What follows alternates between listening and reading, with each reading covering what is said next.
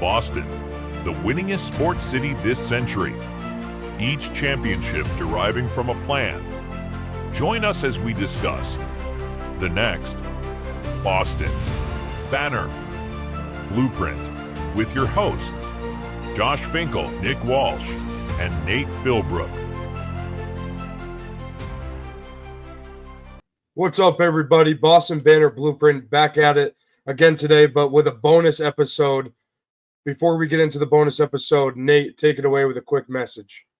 Absolutely. Thank everybody. We want to know exactly, you want to know exactly where to find us. And we're starting with Twitter/X at Boston Banner BP, Instagram, Boston Banner Blueprint, as well as Facebook. And then, of course, you can listen to us on all your platforms, Spotify, Apple, and YouTube. Back to you, Fink, to introduce our very first guest. Yeah, like you said, very first guest on the Blueprint. It's none other than LosTalksPats on X, or Carlos, if you want to call him that too. But let's welcome him on right here. What's going on, guys? How are you? What's going on? How are you? Thanks. Thank you for joining us. Yeah, of course. Thank you for joining us. Yeah, of course. Any chance I get to talk Patriots, I'm gonna jump at the opportunity. So I appreciate you guys for having me on. Yeah, we appreciate you being here. First ever guest, pretty awesome. So you can wear that badge with honor, Carlos. Yeah, I was gonna say I'm honored. I didn't even know I was the first guest, so that means a lot. Well, jumping right into things, we're coming off a pretty busy hiring week for the Patriots. Obviously, a lot of coaches and a lot of position coaches being hired. But starting right at the top, what do you think of the Vrabel hire, and how are you feeling coming into this season? Well, I definitely feel much more confident compared to last season. I was never part of the type, or I was never the type of person to like shoot down the Gerard Mayo hire. Like, I was hopeful for it, obviously. But this hire in particular is just, it's a different feeling around it. You feel much more confident. The fan base seems like they're much more in agreement of like the future and like the path that they're going to take. So I like the hire. I think that the continuity too, that's going to bring, especially with the Josh McDaniels hire, it just, like I said, it brings a lot of hope. It gets me excited for the future. I do think that it raises the floor of the team as well. And I'm talking about, that's not just record either. That's just like their performance on the field. I feel like they're going to be able to compete in more games now. So it's definitely much more hope surrounding everything. I know I keep reiterating that word, but I feel like that's what Mike Vrabel legitimately brought, just hope. He said he wanted to galvanize the fan base, galvanize the organization. And I think he's doing that very early on. And now it's just about like the rest of the moves they have to make, because that coaching staff, the way they're filling it out looks very well. Like, they're doing a really good job at it. I don't know if you guys remember last season, like it took them a while to hire a lot of their assistants. Like someone like Alex Van Pelt, it was like, I don't know, maybe like their 10th offensive coordinator interview. They couldn't get the guys they wanted. And this time around, it's much more like, yeah, they're coming for Vrabel. They're coming for Josh McDaniels. They're coming for Terrell Williams. Like, these guys want to coach with them. It's not that they have to reach out and try to find new people. So I definitely think that it's going to be a different team next year, especially, and it's mostly because of the coaching staff. And you kind of hit on too by like raising the floor and not just so much record, but I think Vrabel really hammered home during the opening press conference that just be good enough to take advantage of bad football. Like that line right there to me signified just capitalize on the other team's mistakes. Don't be the team making mistakes. And if someone's talent outshines you on a given Sunday, so be it, but don't be your own worst enemy. And I think Vrabel brings that, like you said, and raises the floor. Mm-hmm.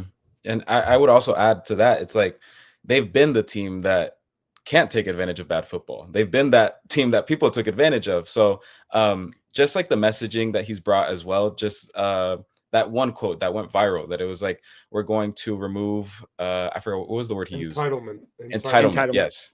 Yeah. He said, we're going to remove entitlement from this organization. That's like the best thing I feel like a new coach could say, just because the roster from last season, it was filled with guys that kind of just expected to be given things. Not to like pick on a rookie and Javon Baker, but like him kind of saying at the end of the season that he didn't expect his rookie season to go that way. Like he thought it was going to be much more like easy in a sense. So everyone's gonna have to earn their stuff, and he's setting that tone early on. Right. And a guy like Looking too at Baker. Oh, sorry, Nate.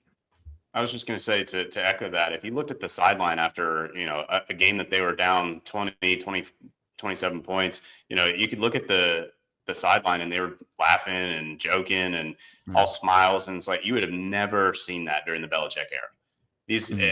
And so I think that removing entitlement piece is huge coming into this next year, as this is a hard sport, and this is a hard sport to be good at. And so you need that hard-nosed type of play style to be able to compete, particularly in the AFC East. So I think that's a great call out there as far as the style that Vrabel's going to be bringing to New England. Nick, what were you going to say? I was going to say a guy like Baker, he was the guy the day after he got drafted in his interview. What was the quote? I make people in wheelchairs stand up, so bring your popcorn. Yeah. And he goes out and has how many catches his rookie year and can barely get on the field. So, So it's like stuff like that. I would hope you won't see under Vrabel, and I don't believe we would, but. I definitely think it's going to be a culture adjustment for the guys that have been around. It's not just the guys that had their rookie seasons last year. I think like the guys that have been in the locker room for the past couple of years, like a Kyle Duggar, a Mike Onwenu. I know that they were under Belichick, but it's pretty easy to fall into like that, like those bad habits and just get accustomed to this culture that wasn't the Patriot way. And I'm not saying it's going to be the Patriot way once again, but it's going to be something much different compared to what they've had in the past. Yeah. So moving off a little bit of Vrabel, how do you like the McDaniels fit, and what do you see there? I love it. I think that gives them the best opportunity to not only grow or have Drake May develop and grow, but also, like I said earlier, just like that continuity that you'd kind of know that he's not going to leave for a head coaching job. I don't know what NFL team's going to offer him another coaching job. And he loves the Massachusetts area, the Foxborough area. He still lives there. I think that was the best case scenario. I just posted a clip recently too of Brian Hoyer talking about the system and how it's the same thing that Josh Allen runs in Buffalo. And Drake May is much more fit for that as opposed to the West Coast system. That's more of like a Jared Goff type of quarterback. They're very stationary. The way he described it is like they're a part of the machine, and he was saying that like Drake May doesn't need to be a part of the machine. Like he could be the one running the machine. He is the machine. Exactly. So I do think that McDaniels is going to hone in on his skill set and the other players' skill sets. He's going to really just improve everyone on that offense. In my opinion, it does, like I said earlier, it raises their floor, and it gives them that continuity that he's most likely not going to leave unless something bad happens. I think that's the only way he leaves. Yeah, I think we've agreed with that statement too. We've said it a few times as well, so we agree there. Yeah, Carlos, I think you were the one to say it on Twitter too, that McDaniels was never fired from being the OC as the Patriots, and so having a guy that has had success in a difficult market that Boston / Foxborough represents, were you a McDaniels guy from the jump? Were you more like a Tommy Rees or a Mike LaFleur? Like, where was your head at coming into this process? Obviously, we know the outcome now, but what did you think pre-process? Yeah, I mean, I can't lie. I agree with a lot of the fan base when it comes to like, let's try something new. Let's see something different come to the Foxborough area. But it's like, at the same time, I like you brought it up. Like McDaniels was never fired. Like he was so good at his job that he earned 2 head coaching opportunities, technically 3 with the Colts if you want to count that one. Like he's very good at his job. You're not going to find someone like that on the job market that often, if ever, to be honest. So I did kind of like the idea of like you brought up, like someone like a Tommy Rees or Mike LaFleur, someone that was new, but it's much more of a question mark. I think McDaniels is a proven commodity. You know what he's going to bring, and he raises their floor. I think that's what this team needs. They can't be like playing around trying to see like, oh, let's try something new. I think the last 4 or 5 years have been that. So I think it's time for them to kind of set a standard. This is what we're going to do. We need proven people on the coaching staff, and now we can get up and running. To piggyback off of that, I don't know if you saw the video that the Patriots put out today of McDaniels, that like minute and a half sit down clip. But going back to our very first Patriots episode, I said Vrabel and McDaniels were my dream tandem. That's who I wanted. But the thing they put out today, McDaniels let something slip that he was the one who picked Vrabel up from the airport to do his interview, Vrabel's interview with the Kraft. So do you think McDaniels is a Kraft hire, or do you think he was Vrabel's guy all along? So I know what you're referring to. That him picking him up, that was when Vrabel was a player. That's when Josh McDaniels was on staff. Yeah. So okay, so I misrepresented that. So okay. Yeah. Okay, that actually makes me feel a little bit better now. Yeah, but as far as like the hire, I definitely think it was Vrabel's choice. I don't think it was a Kraft thing. I've personally, I know a lot of people have mixed feelings about it, mixed opinions. I've never been part of like the ilk that thinks that the Krafts intervene a lot. That's just me personally.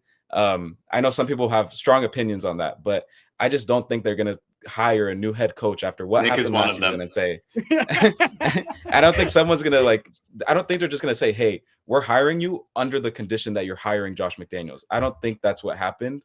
I think Vrabel, he has a good relationship with him. He's, like I said, he's still in the Foxborough area. It's like he just needs to drive 10 minutes to his house and say like, hey, do you want to coach again? It could be something as simple as that, but obviously it wasn't like that. I'm just saying, like, when you have the opportunity to hire a guy that, like I said, is a proven commodity on the market, I think you take it. And I think that's what Vrabel saw as well.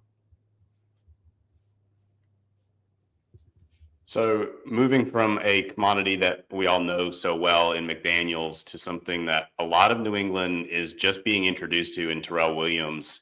Tell us a little bit about what we're getting in a defensive coordinator, and was this a guy that you had thought about early on, or is this more of a higher, longer into the process? So the thing with Terrell Williams, he's going to be like the rookie of the coordinators, just because he's never had play calling duties. The one thing I will say, we don't know who's going to have those play calling duties. I don't know if Vrabel's going to be the one taking over it. I don't know if it's going to be Williams, but the defensive side of the ball itself, I do think they're going to have a good system set up that it's going to be Vrabel. Like I personally trust Vrabel, like with what he's going to do with the defense. I trust Terrell Williams, what he's going to do with the defensive line. So I think those two together make a very good duo. And it obviously play calling duties is going to matter. But in terms of just like their experience with each other, like Terrell Williams was one of the first candidates that people brought up when Vrabel got hired. And just like I said, their experience working with each other in Tennessee, Vrabel loved him. He made him a interim head coach for one of their preseason games his last season in Tennessee. And on top of that, just the fact that every single defensive lineman that I've seen get coached by Terrell Williams has raved about him. They love him as a person. They said that he taught them so much. And then you have Vrabel teaching like the linebackers how to be a good linebacker. And then you have like a Mike Pellegrino or Brian Belichick, if they choose to stay out in the secondary, coaching those guys up. I think it's going to be a very good system set up. I'm wondering if it is Terrell Williams calling plays.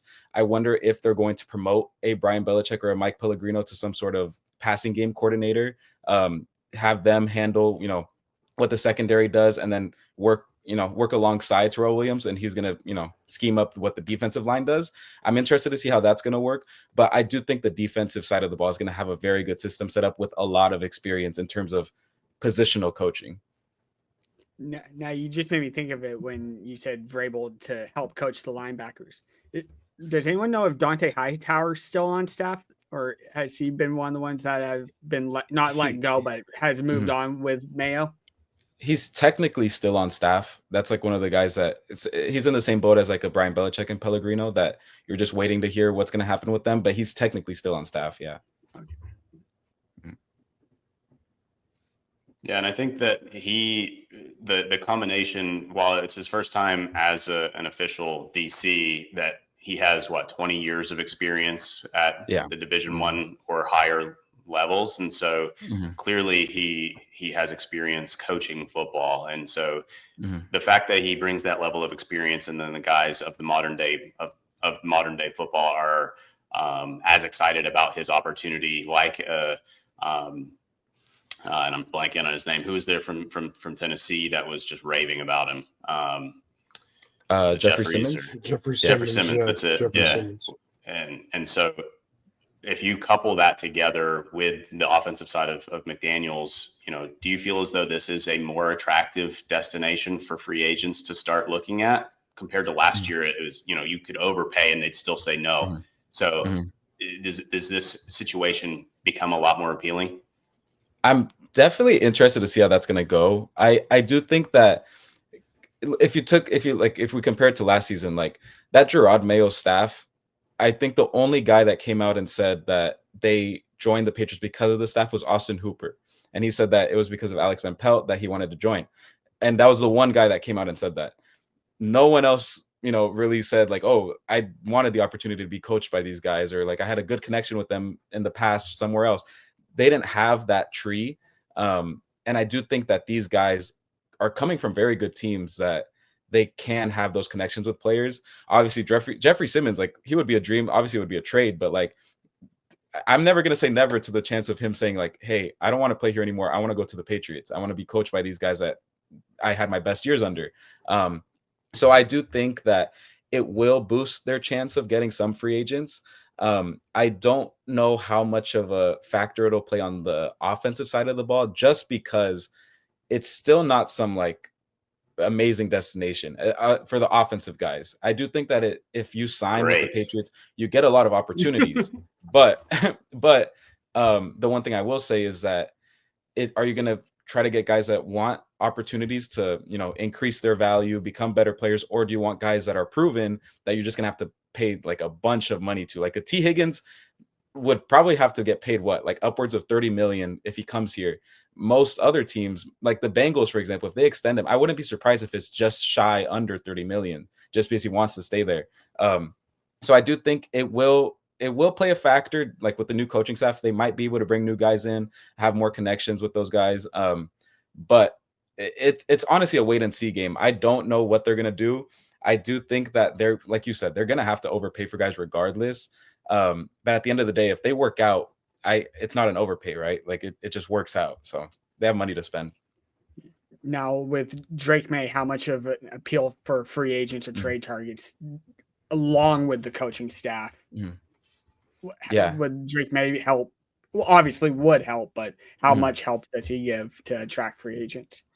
Yeah, I will say like Drake May by far is going to be their selling point on offense. I don't know. I was thinking like, I don't know how much of the Josh McDaniels hire negatively affects it. Because what if there's guys that were coached by him that are like in Las Vegas? What if they're like, I don't want to play with him again? We know a lot of those guys, they were smoking cigars after he got fired, that game after he got fired. Like maybe they don't like him. Maybe those guys don't want to come here, but that kind of crosses out like a Devontae Adams, for example. I don't think that's going to happen. But players talk, you know what I mean? Like they're friends with each other around the league. What if they say like, maybe he's not the best coach, but what if there's other guys that say he is a really good offensive coach, he's just not going to be your head coach, so you should sign with them. It's going to be a lot of wait and see. I do think the Drake May factor though definitely increases the likelihood of people signing. It's just to what extent. I do think money's going to be the main factor. I don't think they're going to take a pay cut just to play with Drake May. And out of the free agent wide receivers, the names that keep popping up are T. Higgins, Chris Godwin, Darius Slayton, Nick Westbrook-Akine. Like it's not like guy other than T. Higgins and Chris Godwin, it's not really guys that are going to change your whole receiver room. So I do think that they're going to either have to trade for someone or take someone very high in the draft that is proven. Like it's not going to be like a Jalen Polk or a Javon Baker that it's like a wait and see type of thing. It's going to have to be someone proven. So going off of that, oh Nick, you go, Nick. I was just going to say you've been cut off all night, so we'll give you the spotlight now. I was going to say, we talked about the free agent target for wide receivers. Which potential trade targets would you entertain? Like So the common names, trade targets is Tyreek Hill, DK, people like that. Like a Tyreek Hill, I ruled that out right away. Like Kraft isn't going to want someone. I'm pro Thank you, Carlos. Thank you. 100%. I'm ruling that out right away just because of his history with domestic abuse, and Kraft like has a zero tolerance policy with that. And on top of that, Tyreek Hill has come out and said that New England has the worst fan base in all of the NFL. I don't think he's going to want to come here. And that would be an interdivision trade as well. Like it's Garrett Wilson, same thing. I don't think they're going to trade him within the division. DK Metcalf seems like the most realistic in my opinion.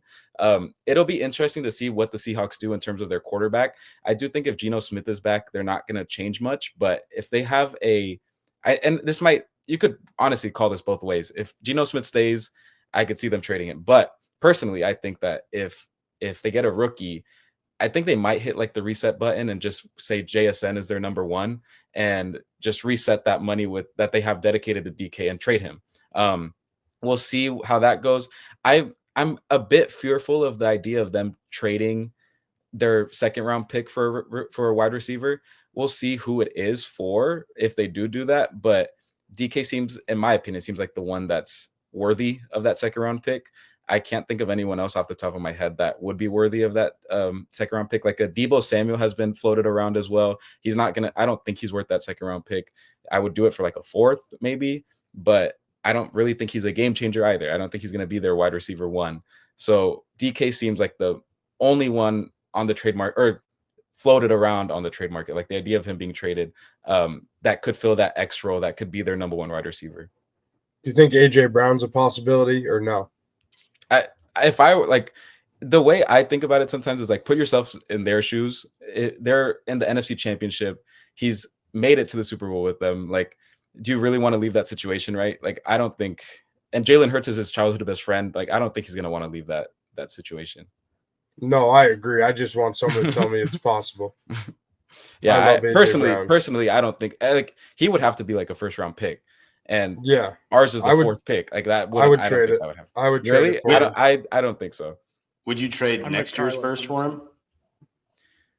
Honestly, no one's asked me that. That's a really good question. Just because I do think it's going to be better than it's going to be lower than the fourth pick. Particularly if you get an AJ Brown in the system, you could assume that. Ideally, it's a mid to second half or third first round pick. So, yeah, I mean, I would say yes, contingent on the roster they build this season. So it's like if free agency goes very well and they sign like big name free agents and just fill out the roster very well, and then the draft, let's say, I don't know, they would probably trade him on draft night if that was a thing, or like right before the draft, if it was for a future first round pick. So I would just say it's contingent on the roster they build if they're confident in it. If it's like this past offseason that Chuks Okorafor is their big left tackle signing, then I would not trade that first round pick next year. Elliott Wolf's key card would not work the next day if that's his if that's his big free agent signing. Good gravy.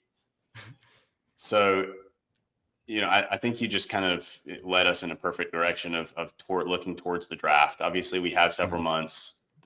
We have the Senior Bowl coming up next week, or the next couple weeks. So looking at the draft, now knowing Vrabel's in the door, McDaniel's in the door, Terrell Williams is in the door, obviously. So where do you see number 4, obviously, is the first real window into what the future holds, or in our case, what the blueprint looks like.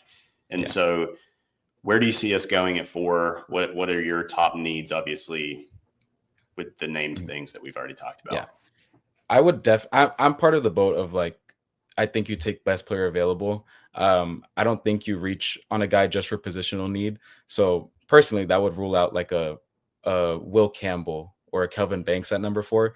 I'm not opposed to trading back and taking them. I just don't think that they will be number 4 worthy.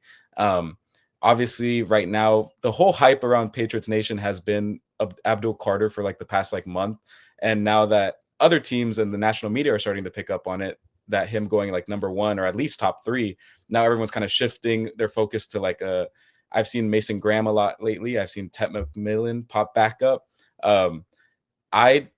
I'm kind of worried about what's going to happen in those first 3 picks. I'm hoping, I know Shador Sanders just had a meeting today at the Shrine Bowl with the Titans. I'm hoping that like that's the start of something great and that they take him at number 1, because that means that someone falls to us.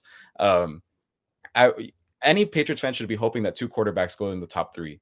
in my opinion. I think that's the best case scenario because that means a Travis Hunter or an Abdul Carter falls to you. And you need good football players on this team. That's why I'm saying like you don't reach for positional need, especially if you're this high in the draft. So if a Travis Hunter falls, if an Abdul Carter falls, you take them and you don't even think twice about it.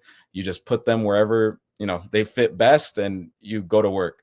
And you have 7 other picks to go for those needs that you need to fill.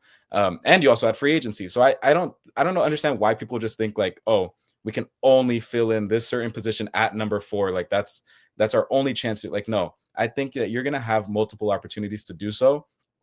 Yes, you can have like a backup plan. You could take multiple guys at one spot or sign a guy at like the tackle position and still draft one. I do think that they have a lot of options. I think it's too early to tell right now. I think once we get to going off of last year, I would say like within the month of April, like early April is when people started saying like Caleb solidified number 1, Jaden Daniels is not going to get past number 2. And then it was like, oh, are the Patriots going to trade back and get JJ McCarthy, or are they going to stay and take Drake May? That's when those talks are going to start, I think. So we'll have a better like vision of what they might do. As of right now, though, I think it's too early to tell. I don't buy the Abdul Carter hype at number 1. I don't buy it, but I'm hoping that the Shedeur Sanders train just takes off and he gets taken by Tennessee number 1. That's our best case scenario. Personally, just as a football fan, I think it's exciting that the top couple of picks of the draft aren't already set in stone. I think that just adds a lot of hype and excitement around the draft and all the things that lead up to it. So, Fink, I could tell that you were ready to ask a question. So why don't you fire off? I just asked a question. I didn't have one ready. You ask a question. All right. You were looking like you were just ready to go. So, so talking about that, you mentioned some of the guys at the top of the draft. Now, looking into, obviously we're picking at the top of the second round. What are some names that you're hearing that, could be some potential guys that at least our listeners aren't aware of yet? I will say at this point in the draft, there's a lot of guys that are going to pick up steam as the draft process goes on. I think that a lot of people get just hooked on specific players that they hear attached to their team. So like the one that comes to mind is like a Josh Connerly, the tackle from Oregon. I remember, I think it was like Evan Lazar or somebody brought him up during one of their playoff games, Oregon's playoff game. Or I think it was the Big Ten championship. He did really well that game. And then all of a sudden, all over my Twitter, I just saw like, oh, Josh Connerly in the second round. That's who they're going to take. That's who they need to take. So I think right now it's just kind of one of those situations where you hear a name, you fall in love with that player for some reason.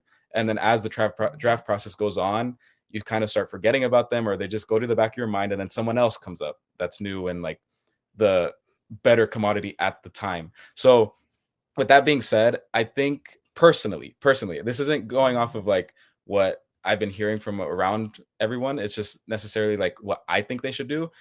Deion Walker out of Kentucky has been my biggest draft crush since last season. He just measured in at the Senior Bowl. I think it was like today or yesterday at 6'7", like 355 pounds, I think. And he had like a 10-foot wingspan. Like the dude's insane. And if you get him at 38, I don't even think you think twice about your defensive tackle position. Hoping like that's with the hope that Christian Barmore gets healthy. Davon Godchaux, and you still have Jaquelin Roy there as depth. I like that's an elite rotation in my opinion. Like no one's going to be running up the middle. You're going to get interior pass rush, which is like very rare to get in the NFL. He's the guy that I want people to look out for, or that I'm also rooting for the Patriots to take. I just think that the interior defensive line is something that they need to have like some sort of plan just in case Barmore isn't healthy enough to come back. So Deion Walker is the one guy that I really like. I know Jalen Noel, I think that's how you pronounce his name, from Iowa State. He's a receiver. He's only 5'9", but the dude's like, he's a good football player. Like you can't deny it. He's someone that I really like in like I would say late day 2, early day 3 rounds.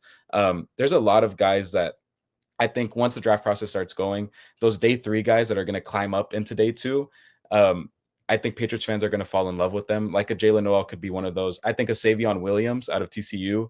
He's 6'3", like 200, I think like 20 pounds. He's a receiver, but he played running back as well at TCU. Like he's one of those guys that he's a gadgety guy, which kind of scares me a little bit. But I know Alex Barth has been saying it a lot. He's been saying like, put him in that Cordero Patterson role.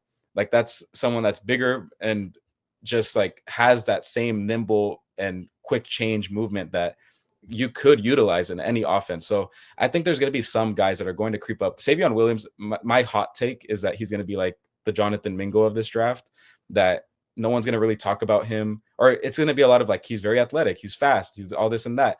And then come draft day, he's like a top 50 pick out of nowhere. I think that's going to happen with him. And that puts him right in the range of the Patriots. So who knows if they end up falling in love with him in the draft process. But I would say, just to end off this conversation in a way, I do think that the best position that they can take is going to be edge rusher at their second round pick or third round pick. This is going to be a stacked edge class. There's going to be guys up and down the board that they could take flyers on, or they're going to be guys that you can mold into a very good edge rusher. I know Michael Williams from Georgia has been a name brought up a lot lately. He's very raw, but like I brought up earlier, you put him with Vrabel, I think that he could develop into an amazing edge rusher. There's a Kyle Kennard from South Carolina. Like there's a Mike Green from Marshall. Like there's a lot of guys that you're going to hear their names a lot. And as the draft process goes on, some of them are going to test insanely well. And it's going to be like, this is the guy you want to take. And it's going to be interesting to see which route the Patriots take. Yeah. And I just hope that regardless of what direction they end up going, and regardless of how guys end up testing out, because we saw the same thing with the Lad McConkey pick last year, is like they overthought themselves and overcomplicated it. And it's like, how easy would it have been to just, to your point, just take the player that makes the most sense. And so I know that you're, and we're coming up on time for what I told you that we'd take for your evening, but you're getting ready to head to the Senior Bowl. And so tell us a little bit about what that process is going to look like for you, and then some of the things that you're going to be paying attention to while you're there. Yeah, for sure. I mean, I'll be completely honest. It's my first year going to the Senior Bowl, so I'm really excited for it. I know people that have been there, so they've been giving me some pointers and stuff. I'm actually missing my first week of the semester just to be there. So it's been a really odd thing that, it's just the first to week. email my professors, just telling my professors, hey, I'm going to be in Alabama the first week of school. Like that's really odd to say. But with that being said, the players I'm really going to look out for, I think that the edge class, or just the guys that are going to be there, the edge guys and the tackles, those one-on-ones are going to be very like telling. I don't know if you guys remember the year that DeJuan Jones came out. He's a right tackle. He's actually played right and left tackle for the Browns this past season. But the year that he came out, he dominated. I think it was the first practice or the first two practices at the Senior Bowl. And he never went back to practice. He was just there interviewing with teams because he thought he solidified his draft position. He ended up going in the fourth, and the Patriots passed on him to take Jake Andrews. But besides that, he's someone like that's a perfect example of someone like boosting their draft stock and kind of just saying like, you know what, I'm done. I'm not going to affect my draft stock anymore. I think I did all that I could. So I think the tackle class and the edge class that are going to be there are going to have some crazy one-on-ones. Like Nick Scorton from Texas A&M, he's supposed to be like the best edge player that's going to be there. Him like going up against one of the top tackles, like a Josh Connerly or an Ariante Ursery, like those one-on-ones are going to be very interesting. I guarantee you everybody's going to be either posting videos just surrounding that group while they're going at it. So I'm excited to see those one-on-ones in particular. Boys, anything for Carlos before we let him go? The only thing I can really think of is for our listeners who might not know you, where can they find you to hear from you more and read from you more? And yeah, for sure. Basically plug your handles for them. Yeah, for sure. You can find me at LosTalksPats on X or Twitter, whatever you want to call it. I also have an Instagram. I don't really post on it, but I just have it and I direct people to my Twitter. So if you want to follow me there, just boost my following up on there. That'll help. But I also have the Patriots Pulse podcast with Andrew Guidon. I know he has his handle is NestPGS. I know most people know him by that. But I do have that. We do once a week episodes. We're probably going to go live for Mobile as well, so that'll be exciting. But yeah, that's where you could find me. One thing you brought it up, like something that people could read that I make. One thing that I want to get into is writing more. It'll be tough just because of school, but be on the lookout for an article or two in the near future. There we go. LosTalksPats branching out. Definitely. Sweet. Well, thank you for being our first ever guest on the Blueprint. We hope you're a recurring guest in the near future. But that's all from us. So thank you, everybody.